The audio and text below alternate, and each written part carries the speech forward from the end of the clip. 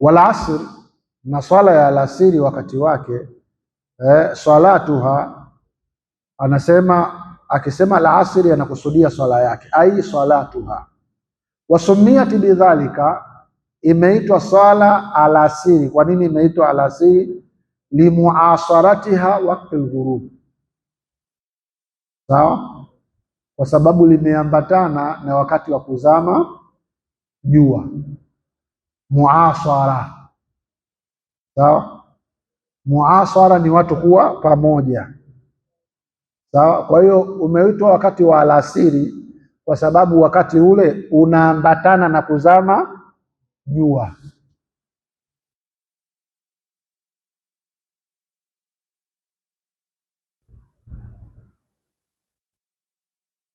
Anasema waktul ghurubi wa awwal waktiha, na mwanzo wa wakati wa swala ya alasiri, ziyadatu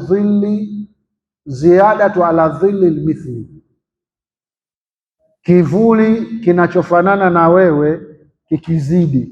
Kikizidi tu, huo unakuwa ni mwanzo wa wakati wa alasiri. Kivuli kikikuzidi wewe kwa urefu, huo ndio mwanzo wa wakati wa alasiri. Ziyadatu ala dhilli almithli wala asri 5 awqati. Shekhe anasema na swala ya alasiri ina nyakati 5. Shekhe asema 5, wanazuoni wengine wamesema 7, wengine wamesema 9, 8, lakini tutosheke na hizi 5 alizozitaja mualifu hapo, sawa.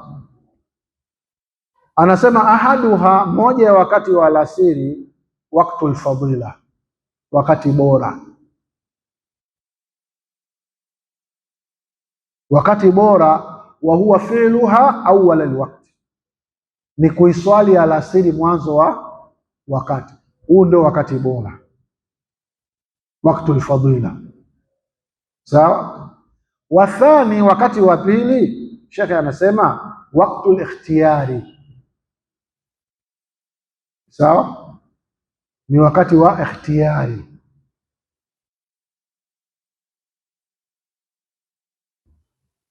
Sawa,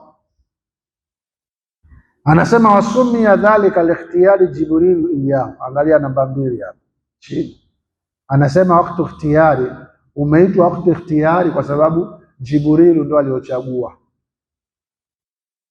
sawa, unaitwa wakati ikhtiyari. Wa ashara lahu biqaulihi, akaashiria msanifu kwa kusema wa akhiruhu fil ikhtiyari, na muda wa mwisho wa ikhtiyari, ila dhilli almithlaini, kivuli kiwe mara 2 yako. Huu ndio wakati wa ikhtiyari, na huu wakati ndio mara nyingi sisi watu wengi wanaswali, sawa.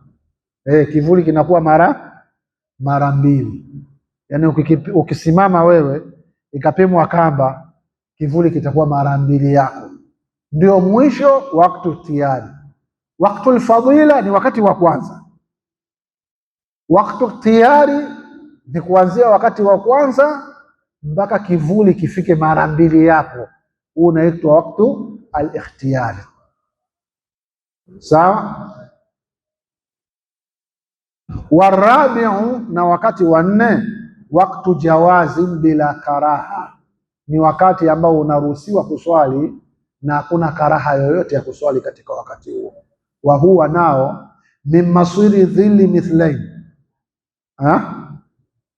athalithu wathalithu, na wakati wa 3, wakati jawazi, wakati ambao unaruhusiwa kuendelea kuswali. Wa ashara lahu biqaulihi, msanifu akaashiria huo wakati ambao unaruhusiwa wewe kuendelea kuswali. Wa fil jawazi ila ghurubi shamsi, na mtu anaruhusiwa kuendelea kusali swala ya alasiri mpaka jua litakapokuwa linaelekea kuzama.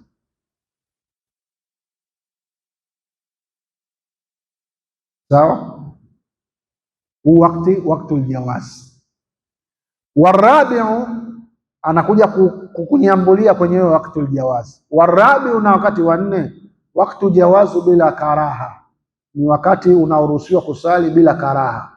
Wa huwa min masili dhilli mithlain, na ni kuanzia pale kivuli chako kinapokuwa mara mbili yako, ila isfirari, mpaka jua linapokuwa la njano, yani jua linapoteza miale yake, ile linakuwa la njano, ile miale inapoteza nguvu. Sawa? Huu ni wakati jawazi bila karaha. Sawa?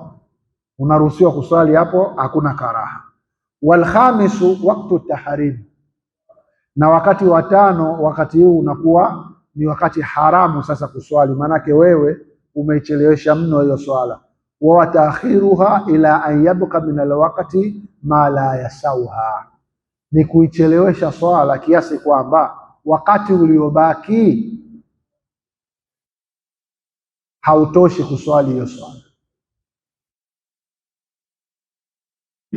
Umeichelewesha swala mpaka imefikia kwamba wewe ukianza kuiswali ile swala ya alasiri, rakaa mbili utazipata ndani ya wakati na rakaa mbili utazipata nje ya wakati ulishaisha.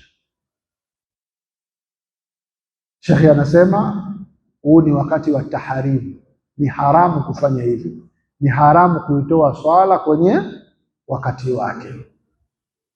Lakini waktul jawaz unaruhusiwa kuanzia kuswali mpaka wakati jua linafanya nini? Linazama. Jua likishazama tu, wakati wa magharibi umeisha, wakati wa alasiri umeisha, umeingia wakati wa magharibi.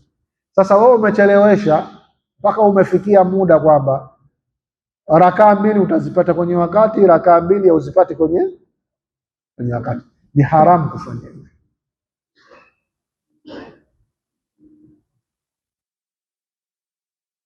Sawa? Anasema wa huwa taakhiruha, ni kuichelewesha hiyo swala, ila an yabqa, mpaka ibakie kwenye hiyo swala, min alwaqti, wakati ma la yasauha, wakati hautoshi kuswali. Ukifanya hivi umefanya jambo la haramu, yani unaswali lakini unapata na dhambi ndani yake. Swala inakubalika, lakini utapata dhambi kwa kuitoa swala nje ya wakati. Maanake baadhi ya rakaa umeziswali ndani ya wakati na baadhi ya rakaa umeziswali nje ya wakati, lakini swala utakuwa umeipata kwa sababu Mtume sallallahu alaihi wasallam anasema, man adraka rakaa kabla ghurubi shamsi fakad adraka al-asr, atakayewahi kupata rakaa moja kabla jua alijazama ameipata swala ya alasiri.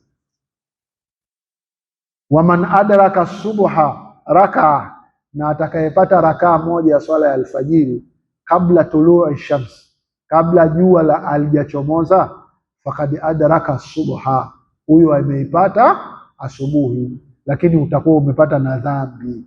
Ukifanya hivyo mukhtaran, ukifanya hivyo una khiari, yani una akili zako timamu, hujalala wala hujasahau, ukaamua kwamba wewe swala ulikuwa na shughuli zako mpaka unakuja kuiswali swala, rakaa zingine unazipata kwenye wakati, rakaa zingine unazipata nje ya wakati, hujasahau wala hukulala. Sisi tumeelewana?